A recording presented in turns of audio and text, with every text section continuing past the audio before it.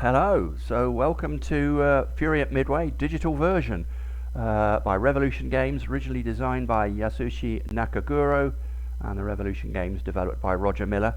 So I'm going to do a series of instructional videos just to show how to play the game. So we have an opening screen. The first thing to say is that the game is kind of developed with the intention that you play in kind of full screen mode, which is F11 on Windows. So I'll put it in full screen mode. There's full screen mode. I've also got the zoom setting on my browser at 110. Now I have gone and spent some time trying to actually automatically resize the window, which is what I should do, but I haven't got that working yet. So at the moment on my machine, 110 seems to be the optimum size, but you can play around with that one.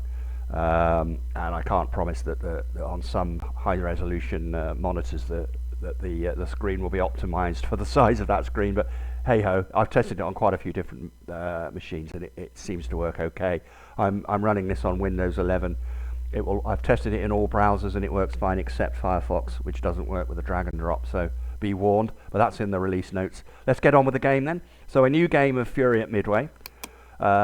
Only the AI for the US is developed at the moment. The Japan AI is currently under development. I think there's probably going to be a few more weeks of development and testing, and I'll get that done. But at the moment we're playing the only combination that is fully tested, which is Japan human versus US AI.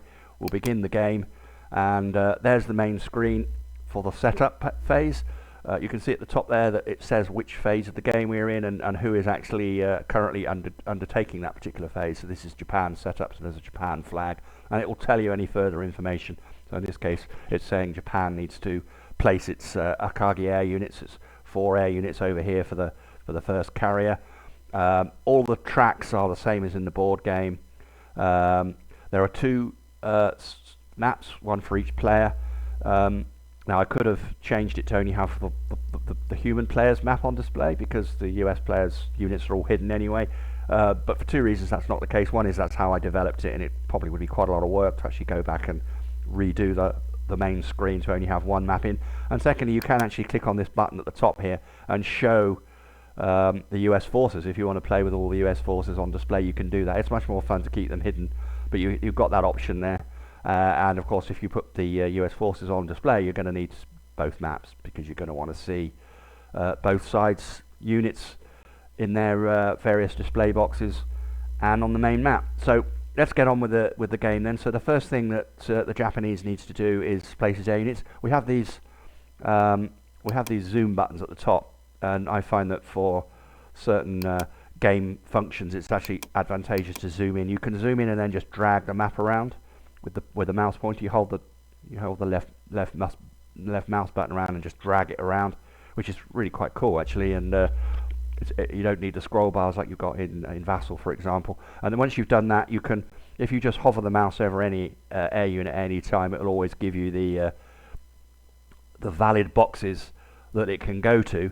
So in this case, the 2 Japanese Zero fighter units can go to the flight deck or the hangar or into the cap boxes, whereas the attack units can only go to the flight deck or the hangar. So let's just drag some units across. We'll start off with these 2 in cap, and we'll put the 2 attack units, the dive bomber and the torpedo unit, into the flight deck for Akagi. Then you when your mandatory actions are complete, the next action button will be enabled, and that's the case in all phases of the game, that once that button is enabled, you know that there's nothing left to do. Same with the Kaga's air units. We can put one into cap. We'll stick one in the dive bomber on the flight deck. This torpedo unit can go into the hangar. Then we do Cardiff 2, Hiryu first of all. I'll stick that one on the flight deck. Sorry, in the hangar. I wouldn't normally do that. I'd normally put most of my units into cap, but this is just an instructional video. And then the final carrier is the Soryu, so we'll stick a couple of air units in cap there, and these 2 guys on. You can go back and change stuff if you want to, but for now that's all done. So we reset back to the main size map, press next action. The next thing to do in the setup, Japan needs to draw its opening hand. Press on Japan hand, you get the 3 cards: Naval Bombardment, Elite Pilots, and US Strike Lost. Those are my 3 starting cards. Close that. again, click on next action, and it will do the US setup. He's drawn his cards, he's placed his air units. Of course, all that's hidden. Midway base attack declaration. I don't want to attack Midway this turn. IGN fleet movement. So let's move my fleet out. I'm going to put him in A1. The opening hexes where the Japan carrier fleet can be positioned are shown in the red hexes. So again, once I've done that, the next action button is enabled, so I can click on next. No Midway attack declared this turn. Info boxes are green. As we'll see later, the Japan boxes, when they need to do something, are in red, and the American boxes are in blue, but we'll come to that. The US fleet movement, the US will start off in a certain position. I think it's row F onwards, and he's moved 2 closer to me, so we're 3 hexes apart. And that feeds into the next phase of the game, which is the air operations. And before that, we do the search phase to find out how many ops points each side's got. And since each sides are 3 hexes from each other, Japan's search value of 6 minus 3 gives it 3 points. The US has this search value of 7, so minus 3 hexes gives it 4. So, as is quite common in this game, the US get more air operations points to start with, and then that will feed into the initiative determination. And here it's simply the number of air ops plus a die roll, and the winner will get the next air operation. So given that the Americans have 4 versus 3, they are a bit more likely to get that first air op in this situation. So we roll the dice. If there's a roll dice button on screen and enabled, it means the player has to click that. Otherwise, die rolls are done automatically by the AI. And in this particular instance, Japan's got a good die roll, 4-1, so he's got a 7-5, which means Japan has the initiative.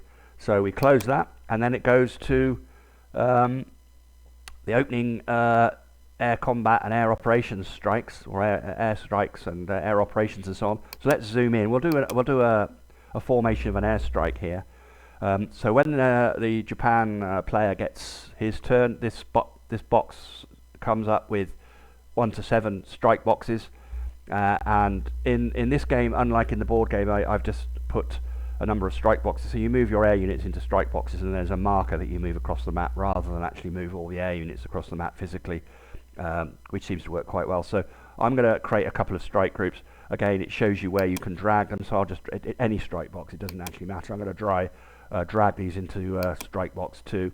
The Japanese have the advantage, of course, in that they can have as many planes from their 2 carrier divisions in a strike box as they want. I could have all 8. The Americans can't do that. Each carrier has to form its own unique strike, as we'll see.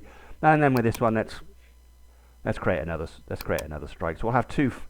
Let's have 3. What the hell? We'll have 3. So we've got three strikes, and then I can bring these up onto deck as well. So that fighter unit comes up. This guy can come up on deck. So they'll be available for the next air operation. When units move, they get rotated 45 degrees, as you can see, to show that all these units have moved. These ones haven't. I could move these back out of cap if I wanted to. I'm not going to do that.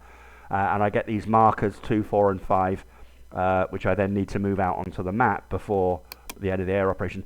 You can only move 2 hexes in your first strike air op, so I can't reach the American carriers in 1 air operation. I need 2, so we can move these, and it'll show you where the strike groups could move in red. So I hover over it and move these out here. I can move that one there, and they will then get to move in the second Japanese air op to actually attack the American carriers. And that's everything done. The next action is then enabled for the Japanese.